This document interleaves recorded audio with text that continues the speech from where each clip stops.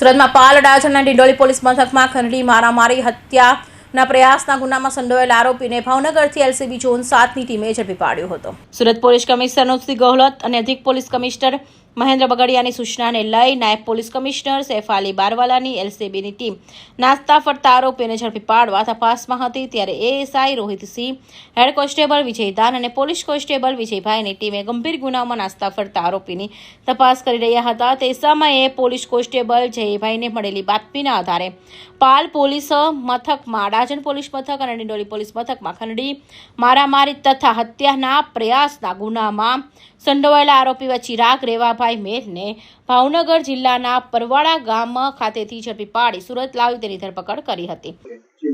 Police commissioner sir, Surat શહેરની સૂચના અનુસાર પોલીસ સ્ટેશન વિસ્તારમાં થતા જે નાગરિકોની સાથે કોઈ પણ પ્રકારનો ક્રાઇમ બને તો એફઆઈઆર રજીસ્ટર કરી આગળની કાર્યવાહી કરવા જે સૂચના આપવામાં આવેલ તે અંતર્ગત અધિક પોલીસ કમિશનર સર, સેક્ટર 2, નાયબ પોલીસ કમિશનર સર, ઝોન 7 ની સૂચના અનુસાર પાલ પોલીસ સ્ટેશનની અંદર જે ફરિયાદી વૈભવ અજીત કુમાર દેસાઈનાઓ સાથે ચાલુ વર્ષે 2 જાન્યુઆરીની રોજ એક ઘટના બનેલ હતી, જેમાં ચિરાગ ભરવાડ ઉર્ફ ચિરાગ મેર અને તેના સાથીદારો જોય સાટિયા, વિકી કુડાળા વગેરે મળીને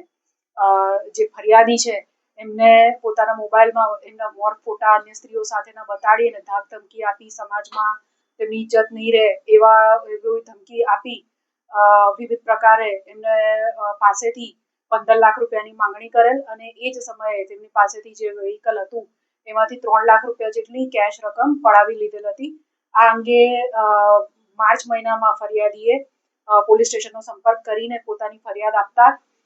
ભારતીય ન્યાય સંહિતાની કલમ 308(6), 115(2), 352, 351(3) અને 61(2)(3)(5) મુજબનો ફરિયાદ દાખલ કરવામાં આવી હતી.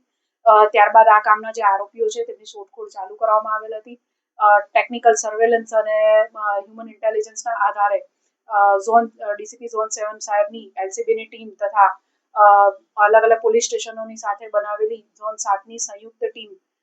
2 પીએસઆઈ અને અન્ય એલસીબી સ્ટાફ મળીને આ સંયુક્ત ટીમે બાતમી અને ટેકનિકલ સર્વેલન્સના આધારે આ જે રીટો ગુનેગાર આરોપી છે ચિરાગ ભરવાડ તેને શોધી કાઢેલ છે. ગતરોજ ભાવનગરમાંથી તેને શોધીને અત્રે લાવતા તેની ધરપકડ કરી રિમાન્ડ મેળવવામાં આવેલ છે. આરોપીની વિગત જોઈએ તો આ આરોપી અગાઉ ગુજસી ટોકમાં તેની વિરુદ્ધ ગુજસી ટોક દાખલ થઈ ચૂકેલ છે.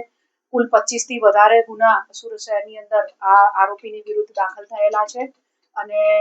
હાલ તેના 1 દિવસના રિમાન્ડ મેળવીને પાલ પોલીસ સ્ટેશન દ્વારા ગુનાની તપાસ કરવામાં આવી રહી છે.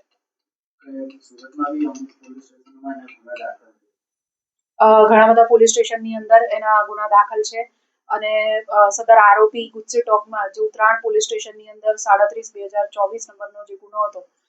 એની અંદર 1 વર્ષ જે ગુજસી ટોક દાખલ છે તેમાં જેલમાં રહીને આવેલ છે. ત્યારબાદ હાઈકોર્ટમાંથી જામીન મેળવ્યા પછી થોડો સમય શાંત રહ્યા પછી ફરીથી પોતાની પ્રવૃત્તિ ચાલુ કરેલ, જેથી પાલ, અડાજણ, વરાછા પોલીસ સ્ટેશનની અંદર એની વિરુદ્ધ ગુના દાખલ થયેલ છે અને અગાઉના જે ગુનાઓ છે એમાં પણ જોઈએ તો 20 થી વધુ ગુના તો તે સમયે પણ હતા જે ગુજસી ટોકના કામે ધ્યાને લેવામાં આવેલા. ભાવનગરથી દેશ છોડવાની તૈયારી હતી એવું આરોપીની પ્રાથમિક પૂછપરછ દરમિયાન જણાઈ આવેલ છે.